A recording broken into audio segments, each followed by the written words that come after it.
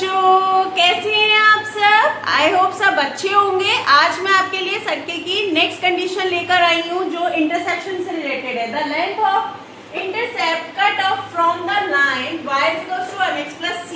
Circle ये है, मान लीजिए ये कोई सर्कल है, इस पर एक line y equal to mx plus c जो है वो क्या कर रही है, इंटरसेप्ट कर रही है। इंटरसेप्ट कर रही है cut off from the line y equals to mx plus c by the circle x square plus y square equals to a square is. तो इसके लिए हम कैसे लेते हैं, इसके लिए हमारे पास कंडीशन होती है कि 2 अंडर रूट में 1 प्लस एम स्क्वायर माइनस का c स्क्वायर इधर a स्क्वायर अपॉन में 1 प्लस एम स्क्वायर, इतना आएगा हमारे पास अंडर रूट में। ये इंटरसेप्शन की कंडीशन होती है जब कोई सर्कल किसी लाइन के द्वारा इंटरसेप्ट किया जाता है तो 2 under root A square 1 plus M square minus C square upon 1 plus M square इसकी कंडीशन होती है। अब ये कंडीशन 3 तरीके से काम करती है, जब ग्रेटर देन होगा, इक्वल टू होगा और लेस देन होगा। आप सभी जानते हैं जब ग्रेटर देन इक्वल टू 0 पे होगा, a1 ग्रेटर देन 0 होगा, तो हम क्या लेंगे, A square 1 plus M square minus का C square is greater than 0। इसका क्या मतलब है, it means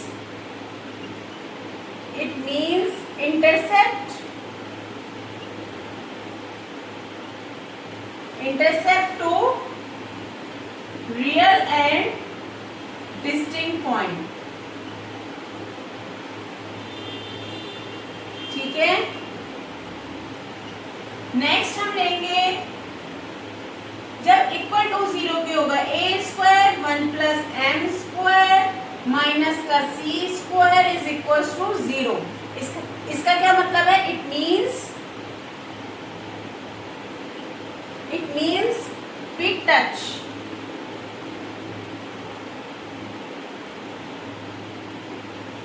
the circle।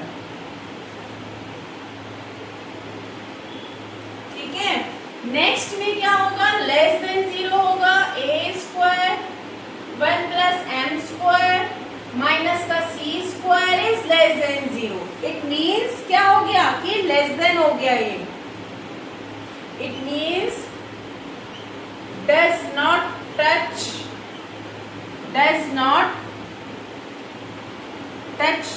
the circle। It means does not touch line to the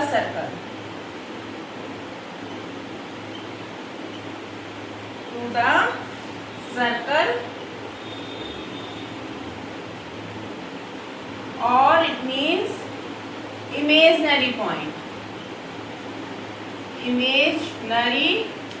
imaginary points। ठीक है, आई थिंक सबको तीनों कंडीशन क्लियर हो गई होंगी। ये फॉर्मूला आपको लर्न करना है।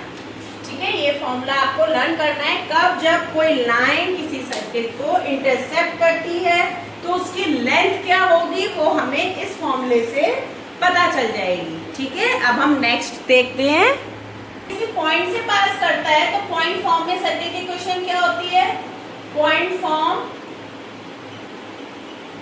ऑफ सर्किल क्या होती है, ओरिजिन से पास होने वाले सर्किल की equation x square plus y square equals to a square होती है। तो ये हो जाएगी x1 plus y1 equals to a square. ये हमारी आगे किसी पॉइंट से पास होने वाले सर्किल की इक्वेशन। ये हमारी आएगी, हमारी नेक्स्ट इक्वेशन आएगी किसी टेंजेंट की इक्वेशन ऑफ टेंजेंट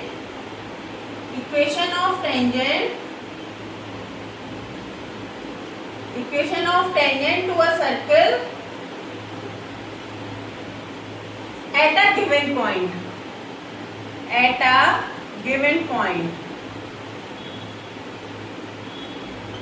ठीक है, तो कैसे लेते हैं, हमारी जनरल इक्वेशन हम सबको पता है क्या होती है, x square plus y square plus 2gx plus 2fy plus c equals to 0।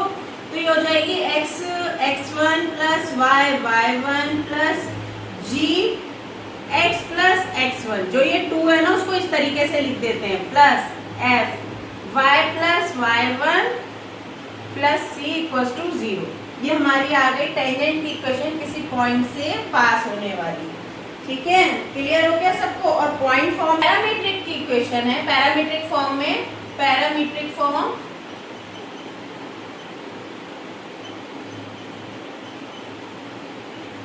कैसे, x1 equal to a cos theta, y1 equal to a sine theta.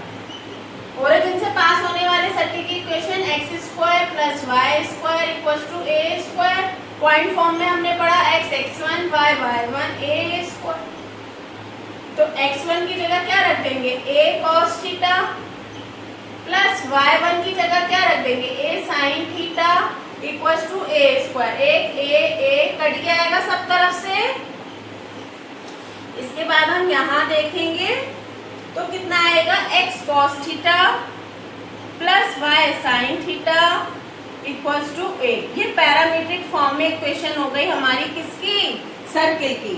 ठीक है, हमने पॉइंट फॉर्म में पढ़ा, टेंजेंट पे कोई पॉइंट दिए हो, किसी सर्किल से पास होने वाली टेंजेंट पे कोई पॉइंट दिए हो तो ये इक्वेशन होगी। पैरामीट्रिक फॉर्म में लेंगे तो ये इक्वेशन होगी। आई होप सबको क्लियर हुआ होगा। अब हम नेक्स्ट देखते हैं। यस, नेक्स्ट देखते हैं। If straight line y equals to mx plus c touch the circle this x square plus y square equals to a square. कोई स्ट्रेट लाइन है y equals to mx plus c किसी circle को touch कर रही है, तब क्या होगा, ये कंडीशन होगी c square equals to a square 1 plus m square. जैसे कि हमने पीछे भी पढ़ा था, एंड कॉन्टेक्ट ऑफ टेंजेंट क्या बन जाएगी, आपको पता है y equal to mx plus c है, तो यहाँ पे c की हम वैल्यू रख देंगे, mx प्लस c की जगह हम क्या रख देंगे, a square 1 plus m square. तो ये हमारी आ गई टेंजेंट की इक्वेशन का जब स्लोप फॉर्म में कह रहा हो। If straight line y equals to mx plus c touch the circle x square plus y square equals to a square, if circle and the contact of tangent this, तब हमारी contact of tangent क्या होगी, y equals to mx plus under root a square bracket 1 plus m square. ठीक है, अब इसमें क्या होगा, इसके पॉइंट ऑफ कॉन्टेक्ट भी होंगे। पॉइंट क्या आएंगे, x पॉइंट आएगा हमारे पास a m अपॉन में under root 1 plus m square.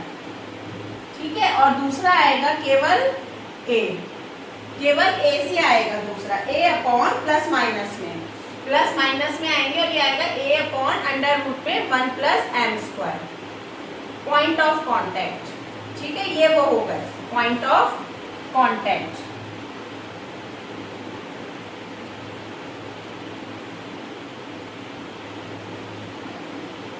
जब कोई सर्कल किसी लाइन के कांटेक्ट में आएगा तो उसके जो पॉइंट्स होंगे वो ये होंगे, M A upon under root 1 plus M square, A upon 1 plus M square under root में प्लस माइनस पे।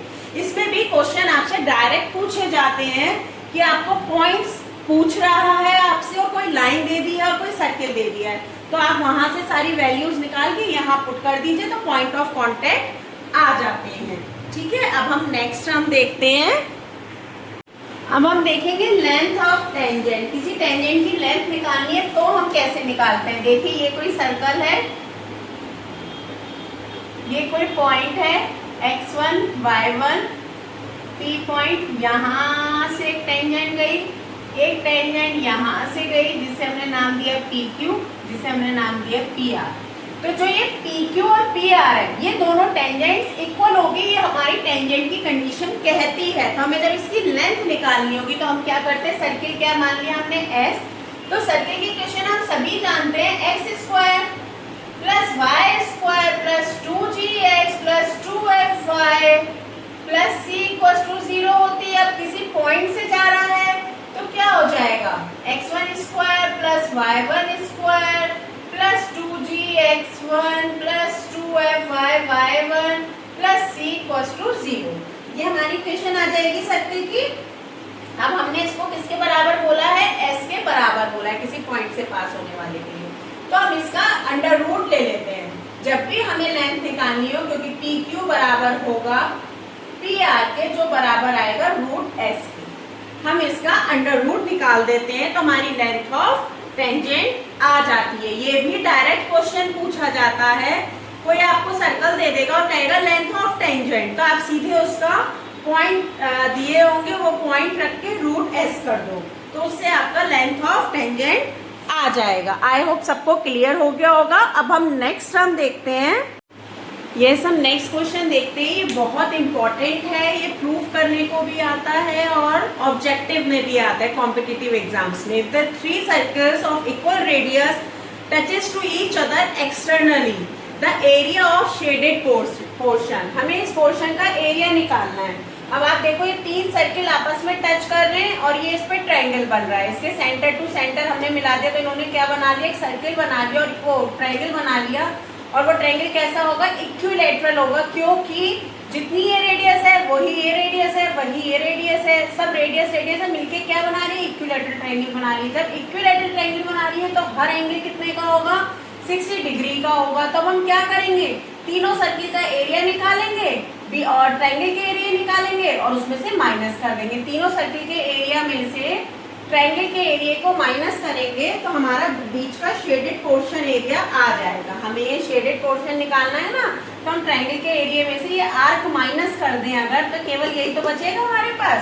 ठीक है, तो अब हम देखते हैं इसका आंसर, प्रूफ देखते हैं। सॉल्यूशन क्या होगा इसका, area of equilateral triangle, area of equilateral triangle कितना होता है, √3/4 r स्क्वायर, मतलब या फिर साइड का स्क्वायर a स्क्वायर। ठीक है, तो साइड कितनी है हमारी, 2r है, कितनी है 2r है, तो √3/4 2r का होल स्क्वायर। ठीक है, ये 2 ये कट जाएगा तो हमें कितना आ गया, √3r² आ गया। ये किसका एरिया आ गया, ये आ गया हम पे इक्विलैटरल ट्रायंगल का एरिया। ठीक है, अब हम एक आर्क लेंगे ABC, ये एक आर्क बन रहा है, देखो इस आर्क को लेंगे, आर्क ABC। ठीक है, तो आर्क इक्वल टू कितना होता है, πr² θ/360, यही होता है। तो πr² थीटा कितना है, 60 है अपॉन 360, 0 6 6 2, सॉरी ये तो स्क्वायर था, तो हम पे आ गया πr² अपॉन 6 आ गया। यहाँ तक क्लियर हो गया। लेकिन अब हम पे ऐसे आर्क कितने हैं, 3 हैं, 1 2 3। अभी हमने एक आर्क का एरिया निकाला, अब हमें लेकिन और भी तो चाहिए। हमने क्या करा, πr² लिया, सर्किल का एरिया लिया और आर्क से मल्टीप्लाई कर दी। आर्क के लिए θ/360 करते हैं ना हम, θ/360 डिग्री। ठीक है, तब हम ऐसे हम पे कितने हैं, 3 हैं, तो हम इसको क्या करेंगे, 3 से मल्टीप्लाई कर देंगे। फॉर 3 आर्क क्या करेंगे, 3 × πr² अपॉन 6, 3 2 6, तो कितना आ गया, πr² अपॉन 2 आ गया। क्लियर हो गया। अब हम पे इन तीनों आर्क का भी एरिया आ गया। तो अब हम क्या करेंगे, area of triangle, area of triangle minus area of 3 arc. ठीक है, तो एरिया ऑफ ट्रायंगल कितना आया था हमारे पास, √3r² माइनस इसका कितना आया, πr² अपॉन 2। क्लियर है, r² कॉमन ले लेंगे, अपॉन में 2 भी कॉमन ले लेंगे, तो ये आ जाएगा 2√3 माइनस का 1 नहीं पाई, और यही हमारा आंसर हो जाएगा। क्लियर हो गया सबको, यही हमारा आंसर हो जाएगा किसका, शेडेड पोर्शन का, एरिया ऑफ शेडेड पोर्शन।